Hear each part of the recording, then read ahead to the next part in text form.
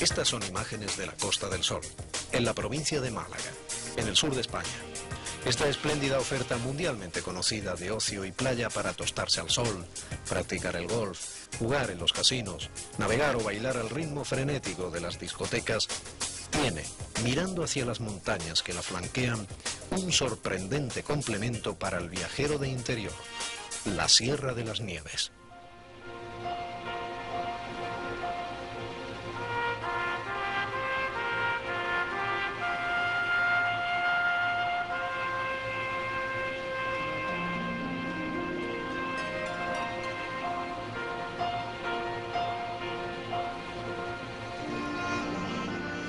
La Sierra de las Nieves y su entorno fue declarada Reserva de la Biosfera por la UNESCO en 1995. Se extiende por unas 93.000 hectáreas sobre el Mediterráneo, la mayoría de ellas por encima de los 1000 metros de altura. Es una zona de elevadas precipitaciones con una gran diversidad biológica, cuya insignia es una singular especie botánica, un abeto que destaca por su belleza y su escasez en el resto del planeta, el pinsapo.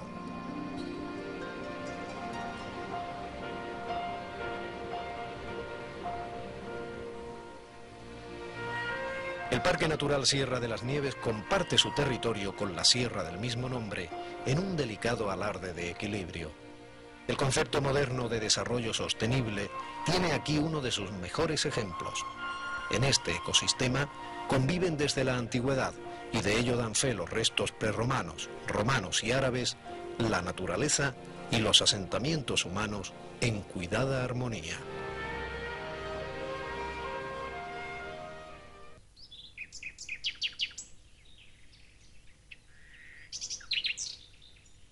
Son 9 las poblaciones que se encuentran integradas en la Sierra de las Nieves y oscilan entre los 1.600 y los 3.200 habitantes.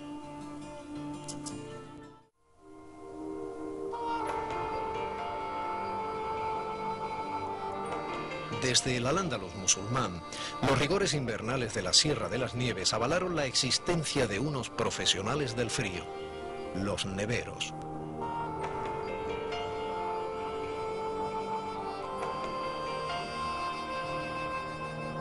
Jugando a ir contra la naturaleza, con el solo esfuerzo de sus manos y la nobleza obstinada y compañera de las mulas, arrancaban la nieve en invierno y la cubrían en depósitos con tierra y paja para que se conservara hasta que hubiera que volver a por ella, cuando su capacidad conservadora se hacía más necesaria, y la transportaban desde aquí a Málaga o Sevilla.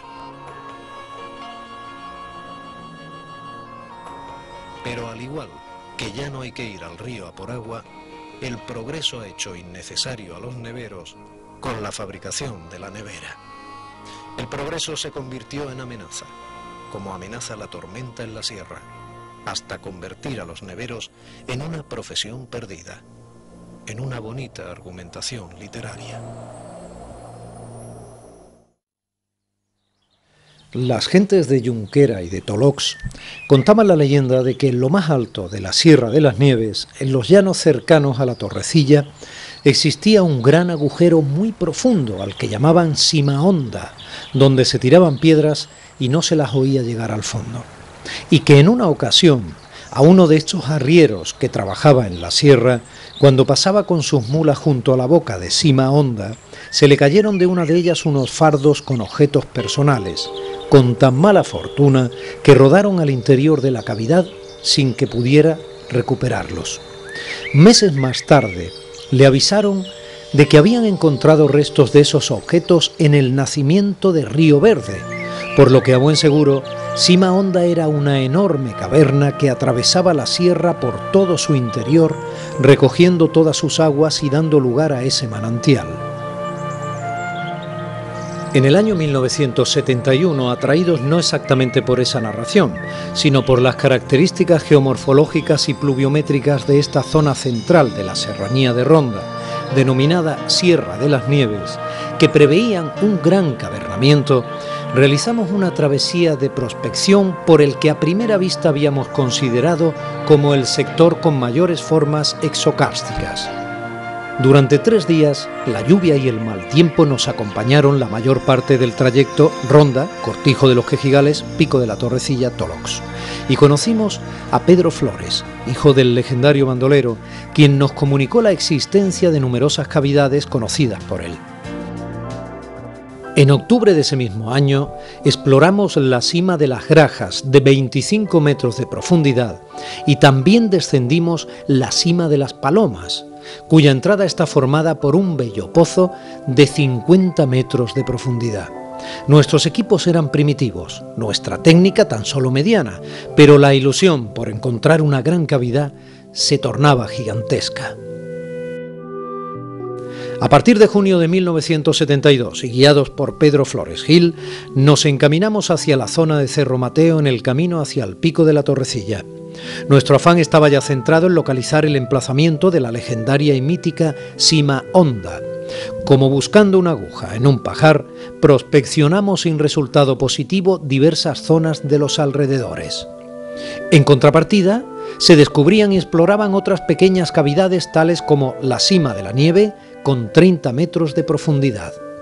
A partir de este momento, los centenarios pinsapos de la Cañada del Cuerno comenzaron a percibir nuestra continuada presencia. Exploramos nuevas cavidades y en septiembre de ese mismo año, después de tanto tiempo de búsqueda, localizamos por fin en los denominados Hoyos del Pilar la entrada de Cima Honda. Contemplar su boca, camuflada para la vista entre la gran extensión de roca caliza por su verticalidad absoluta, habría esperanzas de una gran exploración. Unos días más tarde, descendimos por primera vez al interior de la cavidad hasta una cota de menos 40 metros. En estas mismas fechas se descubren en un corto radio con respecto a Cima Honda diversas bocas de cavidades, una de ellas en el fondo de una pequeña torca obstruida por piedras y barro y a la que calculamos una profundidad de 6 metros por la poca importancia que se le dio en ese momento. Fue siglada con el nombre del club, Cima Hensm, acrónimo de Grupo de Exploraciones Subterráneas de Málaga. Un año más tarde, y tras varios intentos fallidos de conseguir descender Cima Honda con escalas metálicas, un campamento de 29 personas organizado por el GES de Málaga con la colaboración de la SEM de Marbella y la OGE de Málaga ocupa la zona cercana a Cerro Mateo con el objetivo de alcanzar esa meta. La Diputación de Málaga había decidido apoyar las investigaciones, dotando al grupo de un variado y moderno material de exploración espeleológica, entre el que destacaba un torno mecánico especialmente importado desde Francia. La exploración de Cima Honda finalizó irremisiblemente a los 132 metros de profundidad, estando formada la cavidad por un único pozo circular en caída libre, con la peligrosidad de la caída de numerosos fragmentos de piedras acumulados en sus dos cornisas iniciales. A pesar de esta circunstancia que hace bajar la moral, un grupo de expedicionarios penetraba en la Cima Hens y tras forzar varios pasos estrechos obstruidos, desciende los 115 metros del gran pozo, primera gran dificultad de la cavidad, continuando la exploración. Por una serie de meandros de difícil paso, logramos ir poco a poco hacia las zonas más profundas de la cima, atravesando en menos 280 metros unos estratos cristalinos poco propicios para el cavernamiento. La exploración se da por finalizada una vez alcanzados los 300 metros de profundidad, al agotarse todo el material de progresión y Cima Hensm, tomando el relevo de la mítica Cima Honda, se convertía ya en el mayor reto espeleológico andaluz. En agosto de 1974, una nueva expedición patrocinada también por la Diputación malagueña instala su campamento junto a la cavidad ahora centro de atención, Cima Hensm. Con una gran infraestructura logística, participan miembros de la SEM de Marbella, GEOS de Sevilla, Grupo Espeleológico de Priego de Córdoba, Grupo Geoespeleológico de la OGE y Espeleoclub de Málaga, bajo la organización del GES de Málaga. Una vez más, los espeleólogos penetran por la boca de la cima para intentar desvelar el secreto que en ella se encierra. A las dificultades técnicas propias del descenso de los diversos pozos se une la gran agresividad del medio, bajas temperaturas, elevada humedad y abundancia de agua, que convierte en ineficaces las básicas y sencillas indumentarias utilizadas por los exploradores. Se instala un bivac interior a menos 300 metros de profundidad, donde para descansar y aislarse del suelo se utilizan hamacas de escalada, y una línea telefónica por cable que permite mantener un contacto permanente con el campamento de superficie.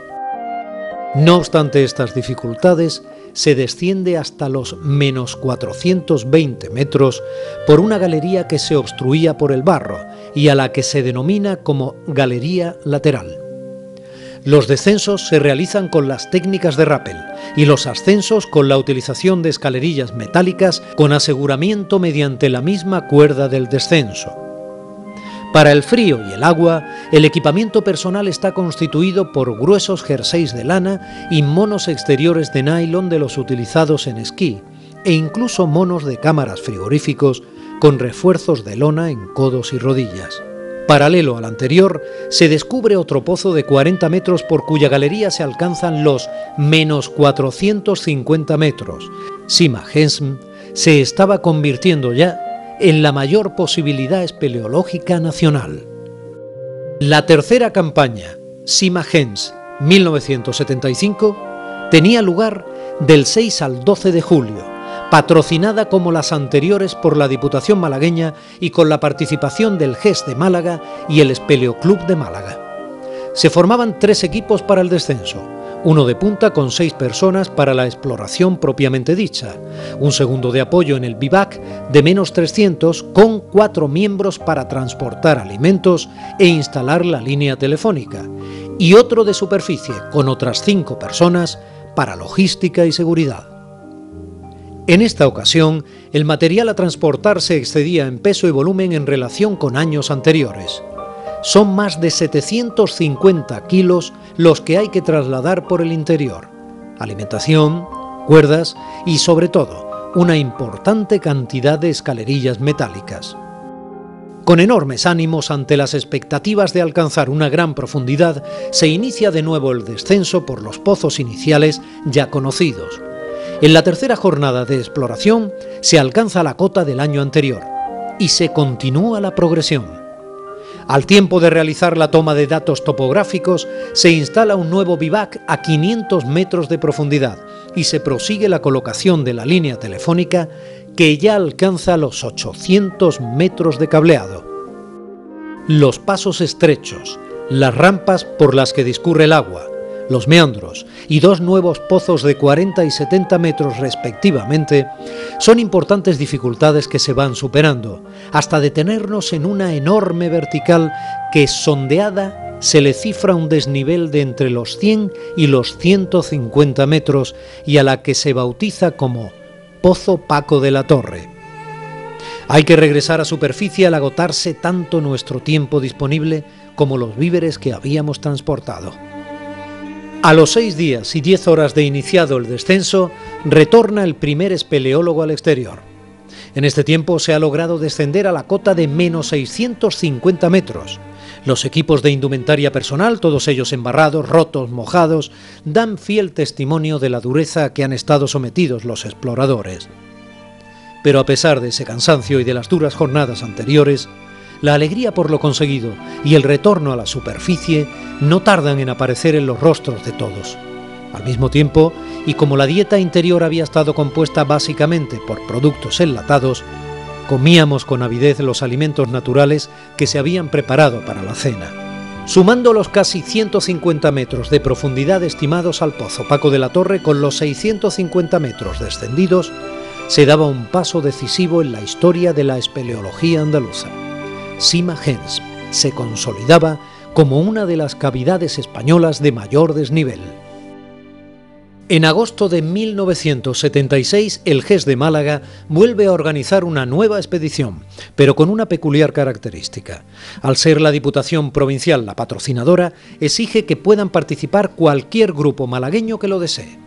Esta imposición de última hora origina una cierta descoordinación, pues hasta que no se instaló el campamento no se supo qué personas intervendrían en la exploración. A pesar del hándicap anterior, se intentó que todo funcionara bien y los espeleólogos, bien pertrechados y equipados, iniciaron el descenso. Pero a las pocas horas de la entrada, por el teléfono se transmiten desafortunadas novedades. Varios de los espeleólogos están aquejados de vómitos, mareos y desfallecimientos. La situación es extraña y totalmente anómala, afectando moralmente este hecho en cadena a todos los que se encontraban en el interior y se agrava particularmente en uno de los afectados, al que hay que aplicar masajes cardíacos. Ante estos hechos, se opta por suspender al menos temporalmente el descenso y evacuar completamente la cavidad. Conforme los espeleólogos salen a la luz, son examinados por un médico, quien, tras analizar los alimentos consumidos, no encuentra nada anormal. A nuestro juicio, se trataba de que había excesivos espeleólogos con excesivas ideas diferentes. Se decide recoger todo el material y suspender definitivamente la expedición. Con todas estas experiencias, una nueva expedición, que sería la quinta, se planifica para septiembre de 1977. En esta ocasión, la exploración en Sima Gesm sería continuada por los mejores espeleólogos de la geografía nacional, miembros del ERE del Centro Excursionista de Cataluña y del GES de la SEM. Se produce un cambio importante en las técnicas de exploración. El método a emplear sería la técnica alpina, fundamentada en equipos pequeños, ligeros y autosuficientes por el interior de la cavidad, mediante el uso de una sola cuerda para el descenso y la subida y prescindiendo de las escalerillas metálicas. Reinstalando de nuevo metro a metro todos los pozos y desniveles de la cima en base a la nueva técnica de exploración, se va progresando por la cavidad hasta alcanzar la cota del año 75. Se desciende por primera vez el Pozo Paco de la Torre con sus 161 metros de vertical absoluta, un grandioso espectáculo natural ante el que la figura humana se empequeñece por su magnitud y dimensiones. Tras superar esta enorme dificultad técnica, se avanzan otros 150 metros por un estrecho meandro horizontal, algunos de cuyos puntos han de ser ensanchados artificialmente. El avance es lento y agotador, máxime tras el esfuerzo de haber descendido el Paco de la Torre. Como en expediciones anteriores, el tiempo disponible se agota sin alcanzar el final de la cavidad. Tras una semana de actividad, hay que regresar al exterior dejando sin resolver la incógnita de su continuidad. El resto de los equipos toman los datos pertinentes para levantar el plano topográfico completo de la cavidad, calculándose la profundidad alcanzada en menos 850 metros. Un próximo descenso suponía la posibilidad de alcanzar los 1000 metros de profundidad. Del 6 al 12 de septiembre de 1978 se prepara la sexta campaña Sima Gesm. En esta ocasión vuelven a participar los mismos equipos del año anterior, en una expedición con todos los detalles de organización cubiertos al máximo y con un exhaustivo entrenamiento previo de los participantes. La mayoría de los que forman los equipos han participado en las exploraciones anteriores y conocen perfectamente toda la cavidad y su instalación técnica. El descenso se plantea con un equipo principal de 6 espeleólogos que vivaquearán en la base del Paco de la Torre.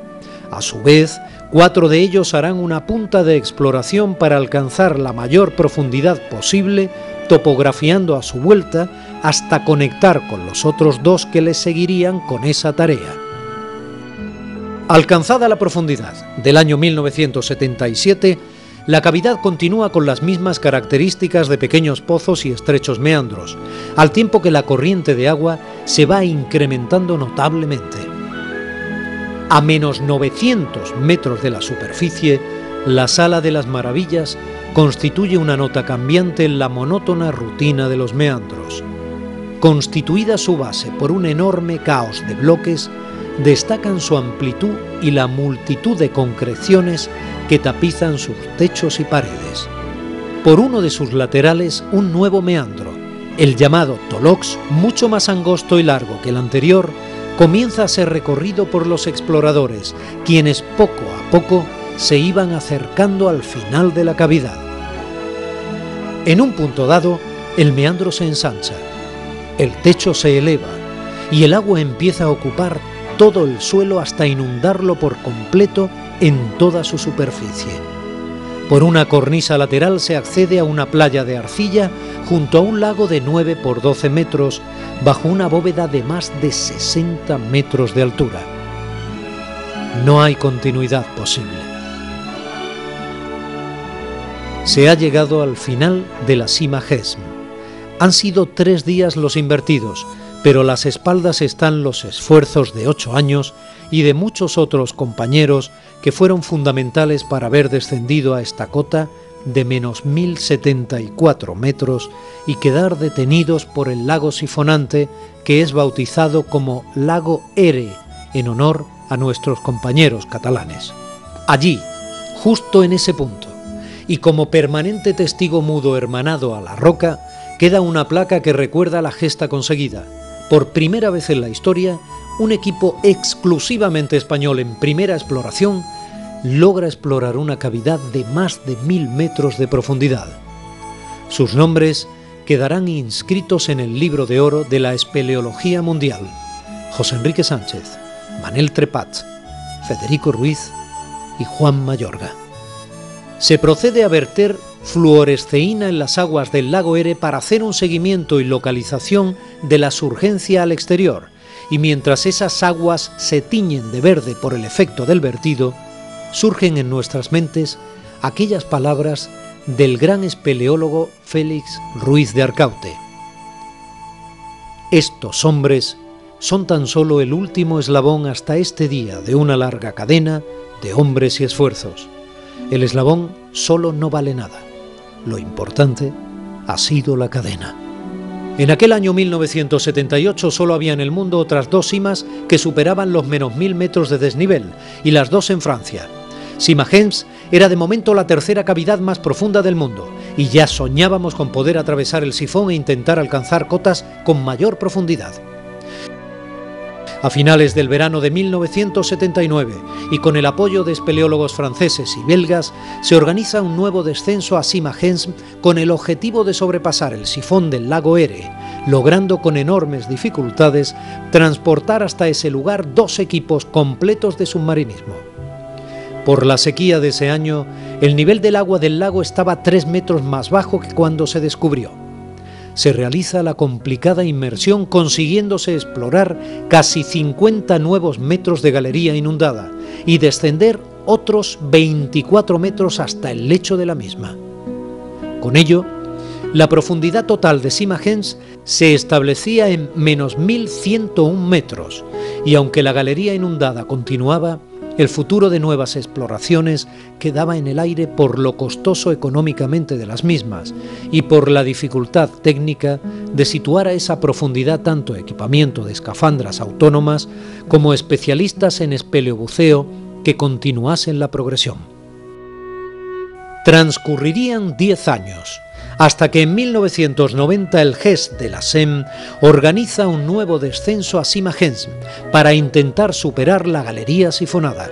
Se realizan varias inmersiones, y en la última de ellas, Juan Mayorga y Luis Lapido atraviesan los más de 250 metros del sifón, descubriendo una nueva galería exterior por la que continuaba la cavidad.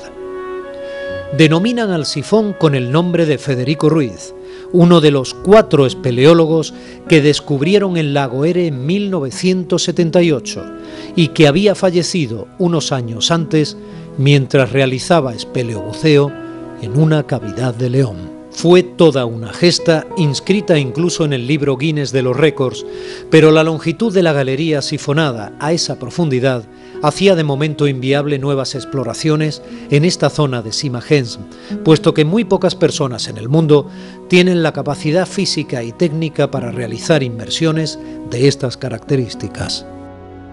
Habría que esperar otra vez más de 10 años, para que en el año 2003, y gracias a los nuevos materiales y técnicas de exploración muy evolucionados en todo ese tiempo, la sección espeleológica Marbellí y el grupo espeleológico de Alhaurín el Grande planteasen la exploración en Cima Hesm de las diversas incógnitas que habían quedado sin resolver en la década de los 70.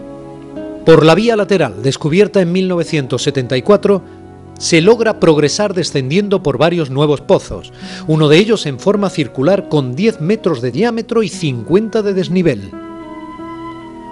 Desconocidos meandros, rampas y pozos van siendo explorados por estos espeleólogos, abriendo el camino a un nuevo entramado subterráneo de galerías por descubrir, que vuelven a poner a Sima Hesm en la actualidad nacional de las exploraciones espeleológicas.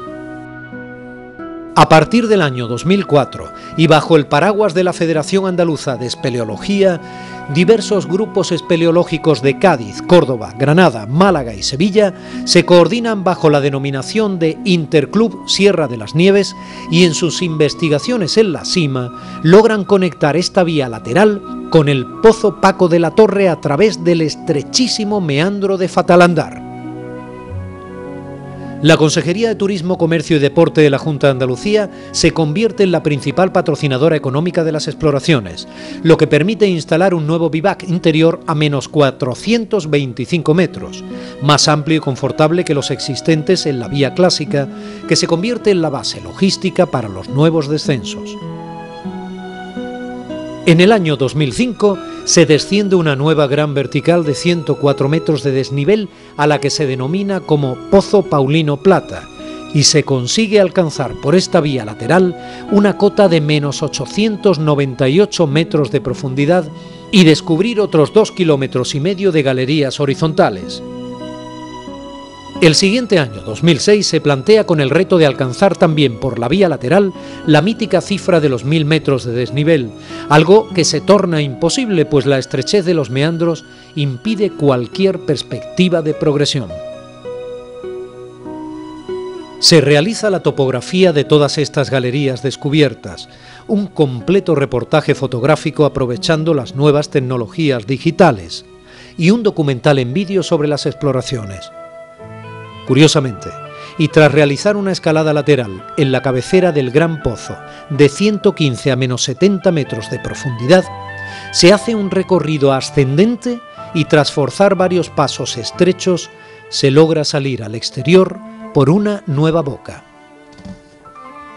La Sima de la Luz, que al estar 11 metros por encima de la boca conocida, hace que Sima Hesm pase a tener 1112 metros de profundidad.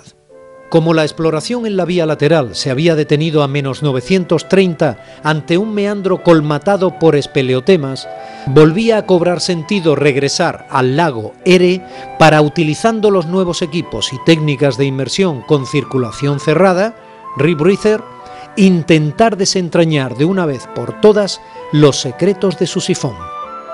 Llegamos así al verano de 2007, donde gracias al esfuerzo de los espeleólogos del Interclub Sierra de las Nieves, la Sima Hesm ha sido completamente instalada y equipados 2 bivacs, uno de ellos a menos 425 metros por la vía lateral y el segundo a menos 1050 metros un poco antes del lago Ere. Cuando llegan los espeleobuceadores del Cavex Team International, se termina de descender el resto de botellas de aire y material de buceo y queda todo preparado para comenzar el definitivo asalto al sifón. Tras 5 inmersiones, los rusos Oleg Klinchuk y Yuri Vasilievsky encuentran la galería post-sifón descubierta por Juan Mayorga en 1990. La denominan como Tierra de Sannikov, y tras recorrer y topografiar más de 600 metros por una galería que continuaba con grandes dimensiones y buenas expectativas, han de regresar, pues los destrepes con los trajes secos de buceo son arriesgados por el peligro de rasgaduras y complicados por su incómoda movilidad. Se había dado un paso más en la exploración de Sima Hesm, pero la Tierra de Sannikov no ha hecho más que abrir nuevas, pero también difíciles, puertas de acceso a la investigación en el conocimiento de esta gran cavidad, Sima Hesm, a la que algunos han apodado ya como el Gigante del Sur.